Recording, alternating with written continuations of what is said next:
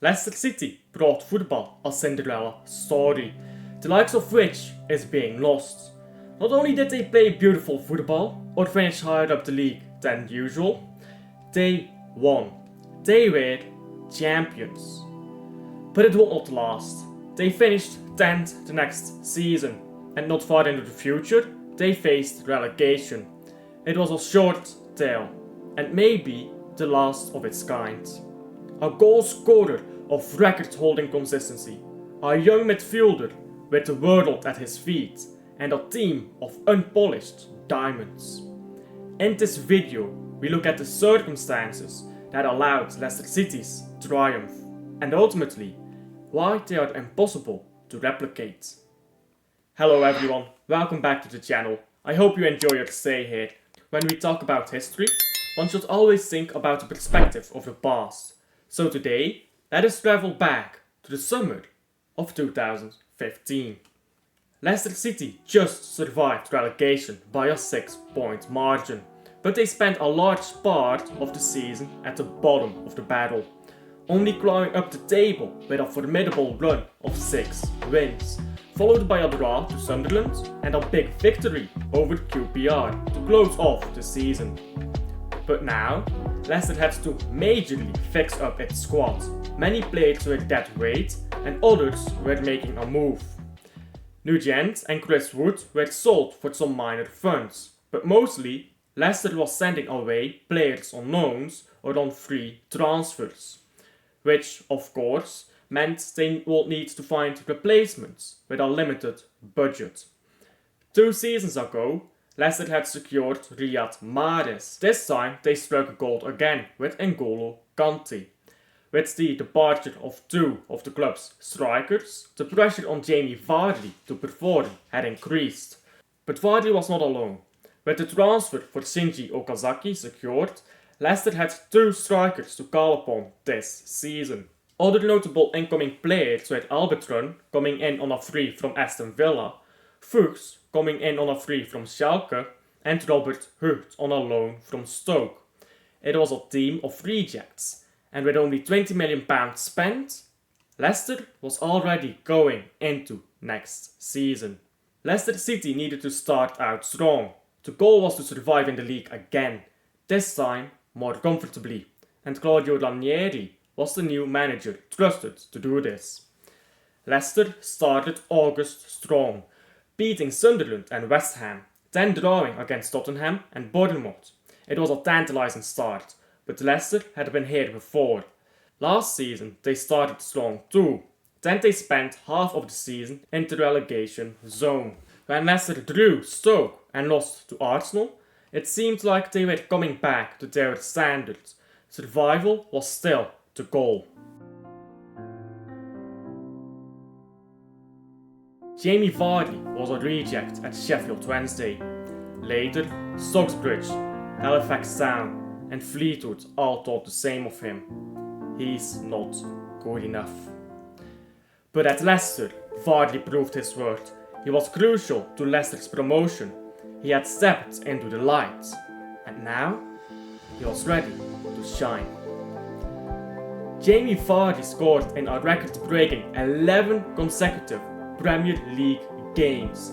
He was unstoppable, insatiable, leading Leicester into being number 1 after scoring again against Newcastle United. Leicester City was in heaven after 13 games played.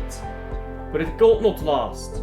A draw to Man United meant Leicester dropped down to 2nd. Then came Swansea, who could not hold their own against Ranieri's side. At the same time, Leicester's rivals failed to score in a game against Stoke. Leicester returned to the top. Approaching the second half of the season, the clock had really started to turn. Now it was for real. The pressure is on. The eyes are on you. Will you rise or fall?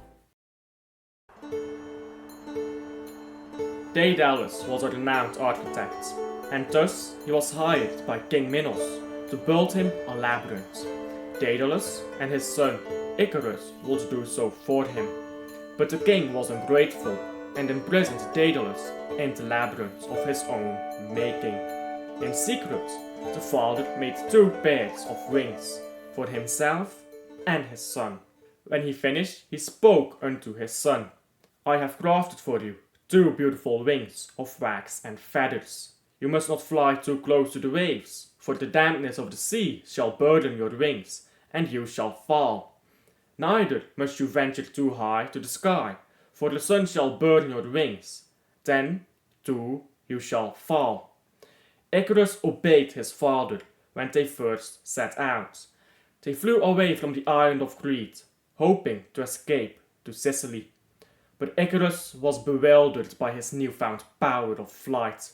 He grew bolder and greater until he flew too high, and his wings had burned. From the great heights he achieved, Icarus fell.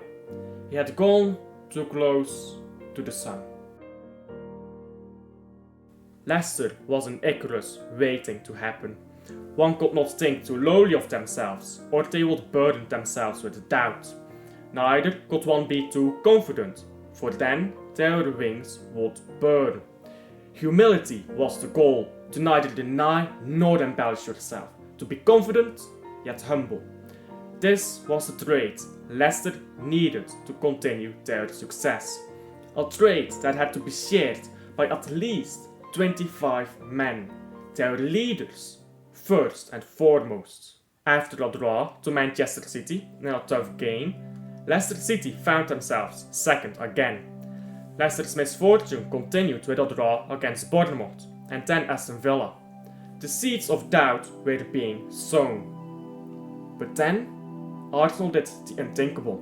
They stood atop of the English League and failed to win their next 4 games, drawing twice and losing once.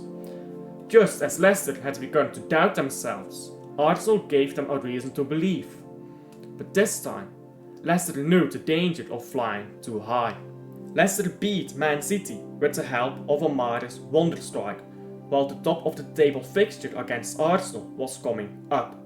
Winning now would really sink Arsenal deep. Early in the second half, Jamie Vardy got a penalty. He converted it brilliantly, putting Leicester afloat. It was a good start. Now Leicester was 5 points ahead of Spurs and 8 of Arsenal. But Leicester faltered. They took off their attacking players in Okazaki, Mahrez and Albertron.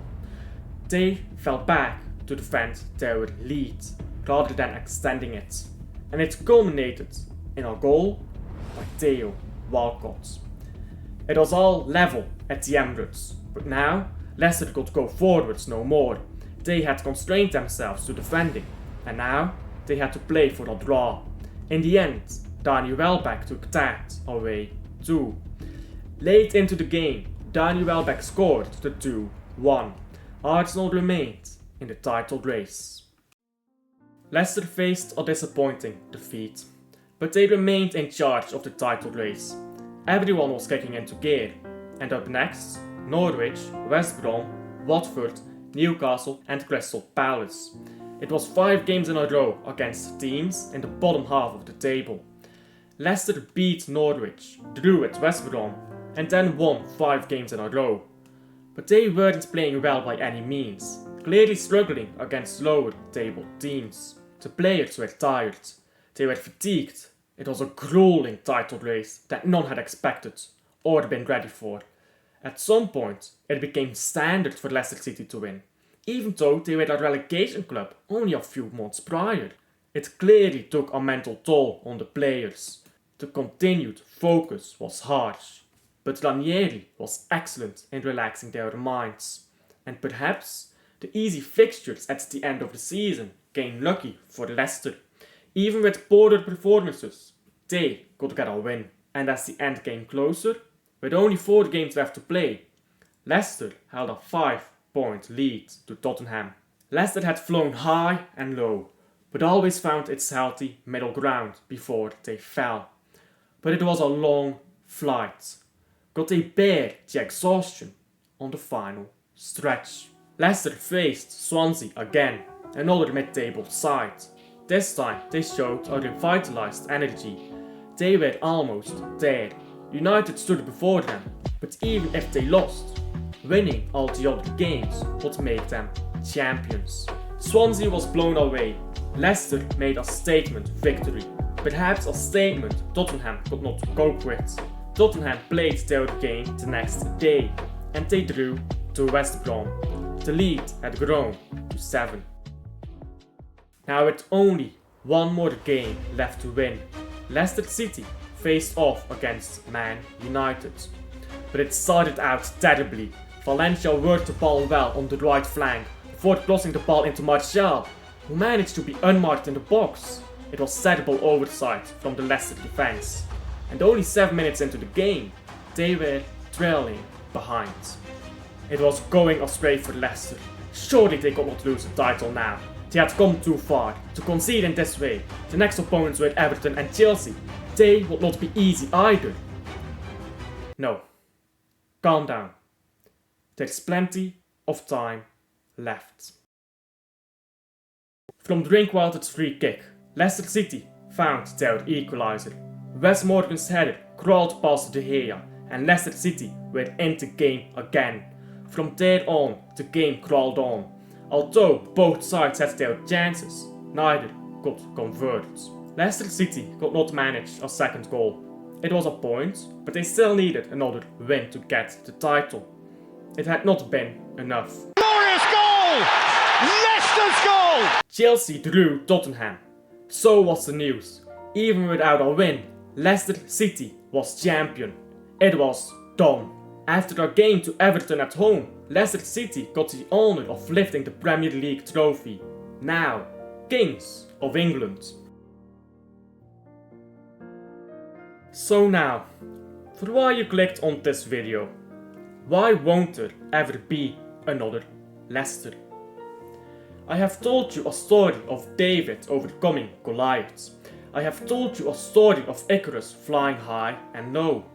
But ultimately, I have not told you the story of Icarus nor David.